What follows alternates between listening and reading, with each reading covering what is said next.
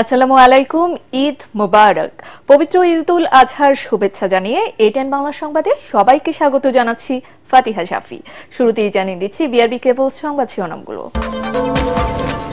দক্ষিণে প্রায় 100% এবং উত্তরে 85% কোরবানির বর্জ্য অপসারণের দাবি ঢাকার 2 সিটি কর্তৃপক্ষের। সিন্ডিকেটের কারণে ক্ষতির মুখে মৌসুমী চামড়া ব্যবসায়ীরা। ত্যাগের মহিমায় ঈদুল আজহা উদযাপন, মুসলিম উম্মার শান্তি ও সমৃদ্ধি কামনায় মোনাজাত।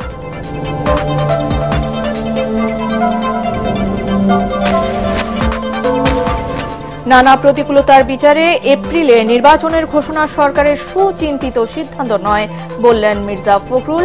ডিসেম্বরেই ভোট আয়োজন সম্ভব। এবং বিচার সংস্কার ছাড়া যেন তেন নির্বাচন নয় মন্তব্য জামাত আমিরের। লেভেল প্লেইং ফিল্ড থাকলে ঘোষিত রোডম্যাপেই ভোট। এতক্ষণ শুনছিলেন বিআরবি কেবল সংবাদ শিরোনামগুলো, আর এবারে চলে যাচ্ছি পুরো সংবাদে। ঢাকা দক্ষিণে প্রায় 100% এবং উত্তরে 85% কোরবানির বর্জ্য অপসারণ করা হয়েছে বলে জানিয়েছে 2 নগর কর্তৃপক্ষ। আগামী 3 দিনই পরিচ্ছন্নতা কর্মকাণ্ড একই গতিতে চলবে বলে জানিয়েছে কর্মকর্তারা। এর আগে 12 ঘণ্টার মধ্যে কোরবানির পশুর বর্জ্য অপসারণ করার ঘোষণা দিয়েছিলেন স্থানীয় সরকার, পল্লী উন্নয়ন ও সমবায় উপদেষ্টা আসিফ মাহমুদ সজীব ভুইয়া। মিজান শাহজাহানের রিপোর্ট। কোরবানির পশুর বর্জ্য যেন নগরীতে অস্বাস্থ্যকর পরিবেশ সৃষ্টি না করে সেজন্য সকাল থেকেই ঢাকা উত্তর ও দক্ষিণ সিটি কর্পোরেশনে কাজ করছেন 20,267 কর্মী। দুপুরে পরিচ্ছন্নতা কার্যক্রমের আনুষ্ঠানিক সূচনা করেন স্থানীয় সরকার উপদেষ্টা আসিফ মাহমুদ সজীব ভুইয়া। 2টা সিটি কর্পোরেশন 12 ঘন্টার মধ্যে এবার পরিষ্কার পরিচ্ছন্নতা করার চ্যালেঞ্জ নিয়েছে। আমরা আশা করছি আজকে রাতের মধ্যেই পুরো ঢাকা পরিষ্কার পরিচ্ছন্নতার যে সিটি কর্পোরেশনের যে কার্যক্রম সেটা সম্পন্ন হবে। কিছুটা নিয়মের ব্যত্যয় ঘটলেও আমরা বিশ্বাস করি যে এই সময়ের মধ্যেই আমরা পরিষ্কার পরিচ্ছন্নতা সম্পন্ন করতে পারব। দক্ষিণের পাশাপাশি উত্তর সিটি কর্পোরেশনের সব ওয়ার্ডে তৎপর রয়েছেন কর্মীরা। 85%-এর উপরে আমরা ময়লা কালেক্ট করতে পেরেছি এবং ডাম্পিং করেছি। যেহেতু কোরবানি এখনো হচ্ছে, তো সুতরাং যেখানেই চলছে সেই সব জায়গাতেই আমাদের এই 3 দিন কন্টিনিউয়াসলি আমরা এই ময়লাগুলো পরিষ্কার করব। এদিকে রাজধানীতে বৃষ্টির কারণে পশুর রক্ত প্রাকৃতিকভাবে অপসারণ হওয়ায় দুর্গন্ধ ছড়ানোর সংখ্যা কমেছে বলে মনে করছেন নগরবাসী। মিজান শাহজাহান, এটিএন বাংলা, ঢাকা। মৌসুমী ব্যবসায়ীদের দৌরাত্মে এবারও সংকটে কোরবানির কাঁচা চামড়ার বাজার। সরকার নির্ধারিত দামের চেয়ে অতিরিক্ত দামে চামড়া কিনে মোকামে এসে লোকসানের মুখে তারা। এজন্য সিন্ডিকেটকে দায়ী করছেন চামড়া ব্যবসায়ীরা। বর্গফুট নয়, পিস হিসাবে চামড়া কেনার কারণেই এ পরিস্থিতি হয়েছে বলে অভিযোগ তাদের। শারফুল আলমের রিপোর্ট। কোরবানির পর পশুর চামড়া সংগ্রহে মৌসুমী ব্যবসায়ীদের আগ্রহই সবচেয়ে বেশি। রাজধানীর বিভিন্ন এলাকা থেকে এসব চামড়া সংগ্রহের পর তা চলে যায় সায়েন্স ল্যাবরেটরি, ধানমন্ডি ও নিউ মার্কেট এলাকায়। সেখানে দ্বিতীয় দফায় হাতবদল হয় এসব পণ্যের। সারাদিনের চামড়া সংগ্রহের পর বিক্রি করতে এসে পুঁজি ফেরত আসায় কঠিন হয়ে পড়ে তাদের। ছোট গরুর চামড়ার দাম দিছে 1300 টাকা, আর এই জায়গার পরে অন কইতে 700-800 টাকা কইতাছে। আমরা মাল কিনছি 900 টাকা প্লাস কিনাই আমাদের, এখন তারা বলতেছে 700 টাকা। একটা ন্যায্য মূল্য না পাই আমি সিন্ডিকেটের কাছে মাল বেচবো না, দরকার হলে আমি টোটালি মাল ফেলে দিব। চামড়া ব্যবসায় অনভিজ্ঞতার কারণেই মৌসুমী ব্যবসায়ীরা দাম পাচ্ছেন না বলে জানালেন আড়তদাররা। 700-800 টাকা এখন বাজার আছে। সরকার যে বেঁধে দিয়েছে 1350 টাকা পার পিসেস, আমাদের 3 সমিতির সমন্বয় করে রেটটা বেঁধে দেওয়া হয়। এই ডিজাস্টার আর চোখে পড়বে না, ডিজাস্টার ব্লেম গেম কোনোটাই হবে না। গরম ও বৃষ্টির কারণে এবারও 30% চামড়া নষ্ট হওয়ার আশঙ্কা করছেন আড়তদাররা। পর্যাপ্ত লবণ দিয়ে চামড়া সংরক্ষণের তাগিদ দিয়েছেন তারা। পাড়ায় পাড়ায় থেকে চামড়া কেনার পর মৌসুমী ব্যবসায়ীরা মোকামে এসে ন্যায্য দাম পাচ্ছেন না বলে অভিযোগ করেছেন। অন্যদিকে আড়তদাররা বলছেন পিস হিসাবে চামড়া না কিনে বর্গফুট হিসাবে তারা চামড়া বিক্রি করতে আসায় এই সংকট তৈরি হয়েছে। জাতীয় সম্পদ রক্ষায় সরকার সহ সংশ্লিষ্ট সব পক্ষকে উদ্যোগী হওয়ার আহ্বান জানিয়েছেন পাইকারি ব্যবসায়ীরা। শারফুল আলম, এটিএন বাংলা, ঢাকা। ত্যাগের মহিমায় উদযাপিত হল মুসলমানদের অন্যতম বৃহত্তম ধর্মীয় উৎসব পবিত্র ঈদুল আজহা। সুপ্রিম কোর্ট প্রাঙ্গণে জাতীয় ঈদগাহে অনুষ্ঠিত হয় দেশের প্রধান ঈদ জামাত। এতে অংশ নিয়ে দেশবাসীকে ঈদের শুভেচ্ছা জানিয়েছেন প্রধান উপদেষ্টা ডক্টর মোহাম্মদ ইউনূস। জামাত শেষে দেশ ও মুসলিম জাতির কল্যাণে মোনাজাত করা হয়। বিস্তারিত জানাচ্ছেন একরামুল হক সায়েম। আল্লাহু আকবার, আল্লাহু আকবার, আল্লাহু আকবার, লা ইলাহা ইল্লাল্লাহ। ঈদের প্রধান জামাতে অংশ নিতে ভোর থেকেই রাজধানীর বিভিন্ন এলাকা থেকে জাতীয় ঈদগাহের দিকে ভিড় নামে মুসল্লিদের। বৈরী আবহাওয়ার আশঙ্কা থাকলেও ঢাকায় ঈদের সকাল ছিল বেশ ঝলমলে। প্রধান জামাতকে ঘিরে ঈদগাহের চারপাশে ছিল অতিরিক্ত নিরাপত্তা ব্যবস্থা। দেশের প্রধান জামাতে শরীক হন প্রধান উপদেষ্টা ডক্টর মোহাম্মদ ইউনূস, উপদেষ্টা পরিষদের সদস্য, প্রধান নির্বাচন কমিশনার, বিচারপতি ও রাজনীতিক সহ নানা শ্রেণী পেশার মানুষ।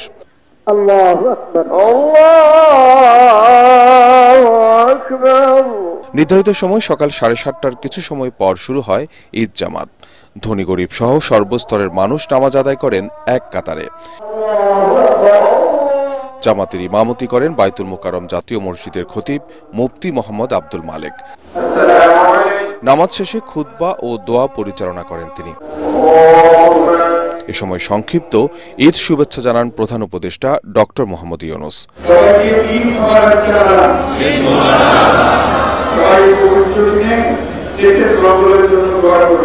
ঈদ জামাতের পর কোলাকুলি ও কুশল বিনিময়ে ভ্রাতৃত্বের বন্ধনে মেলেন মুসল্লিরা।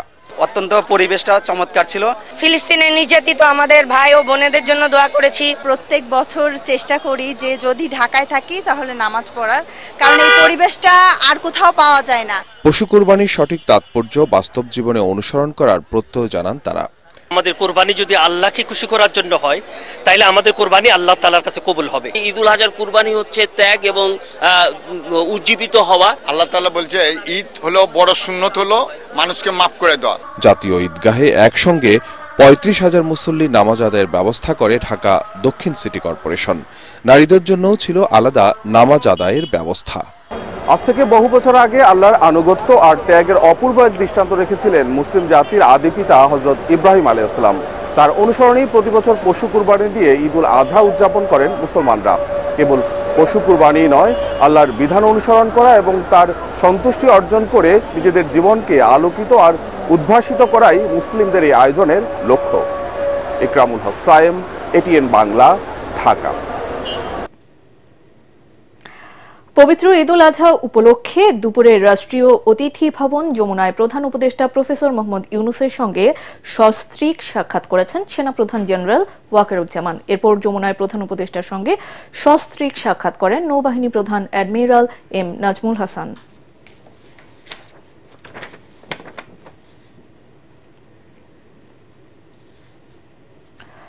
স্বরাষ্ট্র উপদেষ্টা অবসরপ্রাপ্ত লেফটেন্যান্ট জেনারেল জাহাঙ্গীর আলম চৌধুরী আইনশৃঙ্খলা বাহিনীর সদস্যদের সঙ্গে পবিত্র ঈদুল আজহার শুভেচ্ছা বিনিময় করেছেন। দুপুরে প্রথমে রাজারবাগে পুলিশ সদস্যদের সঙ্গে ঈদের শুভেচ্ছা বিনিময় করে, পরে পর্যায়ক্রমে বাংলাদেশ আনসার ও গ্রাম প্রতিরক্ষা বাহিনী, ফায়ার সার্ভিস ও সিভিল ডিফেন্স অধিদপ্তর, বিজিবি, পিওম এবং বাংলাদেশ কোস্ট গার্ড পরিদর্শন করেন। সেখানে তিনি বিভিন্ন বাহিনীর সদস্যদের সঙ্গে শুভেচ্ছা বিনিময় করেন। এ সময় উপদেষ্টার সঙ্গে স্বরাষ্ট্র মন্ত্রণালয়ের সংক্রান্ত প্রধান উপদেষ্টার বিশেষ সহকারী খোদাবক্স চৌধুরী সহ বিভিন্ন বাহিনীর ঊর্ধ্বতন কর্মকর্তারা উপস্থিত ছিলেন। নানা প্রতিকূলতার কারণে এপ্রিলে বাংলাদেশে নির্বাচনের জন্য উপযুক্ত সময় নয়, এ সময় নির্বাচনের ঘোষণা সরকারের সুচিন্তিত সিদ্ধান্ত নয় বলে মন্তব্য করেছেন বিএনপি মহাসচিব মির্জা ফখরুল ইসলাম আলমগীর। রাজধানীর জিয়া উদ্যানে দলের প্রতিষ্ঠাতা জিয়াউর রহমানের সমাধিতে শ্রদ্ধা জানানোর পর তিনি এ কথা বলেন। এ সময় তিনি বলেন, ডিসেম্বরের মধ্যেই নির্বাচন হওয়া সম্ভব, সেটাই জাতির জন্য সবচেয়ে উপযোগী হবে। নির্বাচনের রোড ম্যাপে জাতির প্রত্যাশা পূরণ হয়নি বলে দাবি করেন বিএনপি মহাসচিব। আমাদের বরাবরই দাবি ছিল যে আমরা ডিসেম্বরের মধ্যে এই নির্বাচন চেয়েছিলাম, জনগণের প্রত্যাশাও তাই ছিল। প্রত্যাশা জনগণের পূরণ হয়নি, এবং যে সময়টি নির্ধারণ করা হয়েছে সময়টি বাংলাদেশের নির্বাচনের জন্য সঠিক সময় নয়। গরম, ঝড়, বৃষ্টি হওয়ার আশঙ্কা থাকে ওই সময়, তারপরে রোজার পরে পাবলিক পরীক্ষা আছে।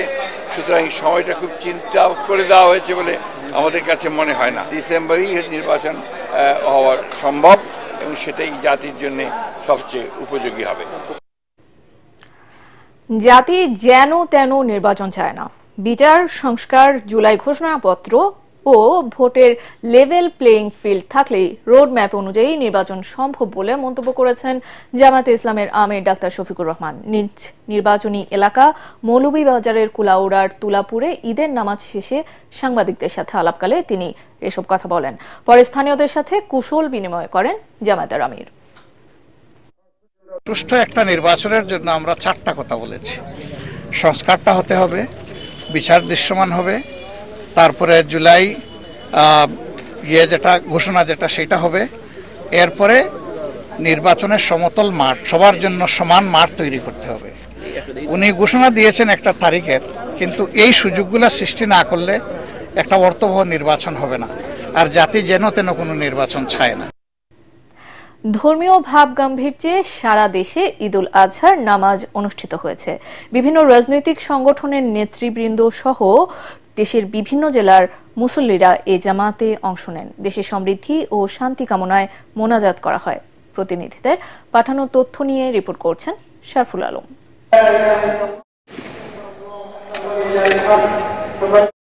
কিশোরগঞ্জের শোলাকিয়ায় ঈদগাহ ময়দানে 198তম ঈদুল আজহার জামাত সকাল 9টায় অনুষ্ঠিত হয়েছে। নামাজে ইমামতি করেন বড়বাজার মসজিদের খতিব মাওলানা আবুল খায়ের মোহাম্মদ সাইফুল্লাহ। নামাজে অংশ নেওয়ার জন্য মুসল্লিদের সুবিধার্থে 2টি বিশেষ ট্রেনের ব্যবস্থা করে রেল কর্তৃপক্ষ। দিনাজপুরে গৌর শহীদ কেন্দ্রীয় ঈদগাহ ময়দানে সকাল 8:30টায় দেশের সবচেয়ে বড় ঈদ জামাত অনুষ্ঠিত হয়েছে। বিভিন্ন রাজনৈতিক সংগঠনের নেতৃবৃন্দ সহ দেশের বিভিন্ন জেলার মুসল্লিরা এই জামাতে অংশ নেন। নাটোরে কাচারি মাঠ কেন্দ্রীয় ঈদগাহ ময়দানে নামাজ আদায় করেন বিএনপির নেতা ও সাবেক উপমন্ত্রী রুহুল কুদ্দুস তালুকদার দুলু। নামাজ শেষে দেশ ও জাতির কল্যাণ কামনায় বিশেষ মোনাজাত করা হয়। চট্টগ্রামে ঈদুল আজহার প্রধান জামাত অনুষ্ঠিত হয় সকাল 7:30টায় নগরীর দামপাড়া জমিয়াতুল ফালা জাতীয় মসজিদ প্রাঙ্গণে। City mayor doctor Shahadat Hossain সহ বিভিন্ন রাজনৈতিক দলের নেতা ও নগরীর বিশিষ্ট নাগরিকরা এই জামাতে অংশ নেন। খুলনায় সকাল 7:30টায় নগরীর টাউন জামে মসজিদে ঈদের জামাত অনুষ্ঠিত হয়। বিভিন্ন রাজনৈতিক দলের নেতা, ব্যবসায়ী ও প্রশাসনের ঊর্ধ্বতন কর্মকর্তারা এই জামাতে অংশ নেন। জামাতে ইমামতি করেন টাউন মসজিদের খতিব অধ্যক্ষ মাওলানা মোহাম্মদ সালেহ। পার্বত্য জেলা খাগড়াছড়ির পৌর ঈদগাহ মাঠে ঈদুল আজহা নামাজের ইমামতি করেন খাগড়াছড়ি কেন্দ্রীয় জামে মসজিদের ইমাম মাওলানা মোহাম্মদ সালাউদ্দিন। জেলা বিএনপির সভাপতি ও সাবেক সংসদ সদস্য ওয়াদুদ ভুইয়া সহ হাজারো মুসল্লি ঈদের জামাতে অংশ নেন। Bureau report, ATN Bangla. ঈদের খুশিকে আরও প্রাণবন্ত করতে বন্দীদের উন্নতমানের খাবার বিতরণ এবং সাংস্কৃতিক অনুষ্ঠানের আয়োজন করে রাজশাহী কেন্দ্রীয় কারাগার। একই সঙ্গে কারাবন্দীদের সাথে দেখা করতে আসা স্বজনদের ফুল আর মিষ্টি দিয়ে কারা ফটকেই বরণ করেন কারা কর্মকর্তারা। রোববার থেকে পরবর্তী 3 দিন কারাবন্দীদের স্বজনরা বাড়ির রান্না করা খাবার খাওয়ানোর সুযোগ পাবেন বলে জানান রাজশাহী কারাগারের ডিআইজি প্রিজন কামাল হোসেন।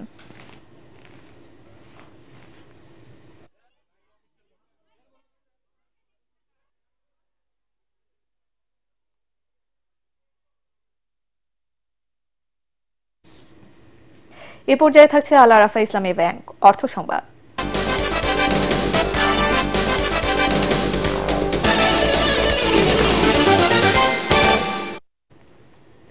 অনাবৃষ্টি ও টানা তাপ প্রবাহের কারণে এবছর যশোরে লিচুর ফলন বিপর্যয় দেখা দিয়েছে। ফলে লোকসানের মুখে চাষিরা। জেলার বিভিন্ন স্থানে দেশি লিচুর পাশাপাশি বোম্বাই, মুজাফফর, চায়না 3 জাতের লিচু চাষ হয়। কিন্তু এবছর বৈরী আবহাওয়ার কারণে লিচুর ফুল ও মুকুল ঝরে পড়ার আশানুরূপ ফলন আসেনি। ফলে উৎপাদনও কম হয়েছে। তাই বেশি দামে লিচু কিনতে হচ্ছে ক্রেতাদের। জানিয়ে দিচ্ছি খেলার খবর।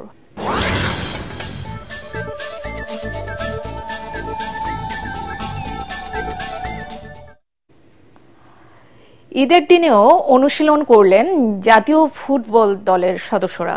সিঙ্গাপুরের বিপক্ষে ম্যাচকে সামনে রেখে বিকেলে জাতীয় স্টেডিয়ামে ঘাম ঝরান হাভিয়ের ক্যাব্রেরার দল। এর আগে মুসলিম ধর্মাবলম্বী সবাই সকাল 7টায় ঈদের নামাজ আদায় করেছেন।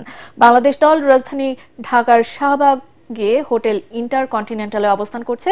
হোটেলের পাশেই সকাল 7টায় ঈদ জামাতে অংশ নেন হামজা চৌধুরী, জামাল ভুঁইয়ারা। বাফুফের পক্ষ থেকে দলের সবাইকে পাঞ্জাবি উপহার দেওয়া হয়। আগামী 10 জুন এশিয়ান কাপ বাছাইয়ে ঢাকায় সিঙ্গাপুরের বিপক্ষে মাঠে নামবে লাল সবুজ দলের প্রতিনিধিরা।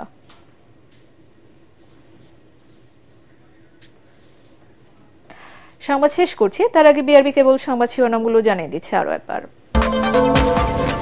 দক্ষিণে প্রায় 100% এবং উত্তরে 85% কোরবানির বর্জ্য অপসারণের দাবি ঢাকার 2 সিটি কর্তৃপক্ষের। সিন্ডিকেটের কারণে ক্ষতির মুখে মৌসুমী চামড়া ব্যবসায়ীরা। ত্যাগের মহিমায় ঈদুল আজহা উদযাপন, মুসলিম উম্মার শান্তি ও সমৃদ্ধি কামনায় মোনাজাত।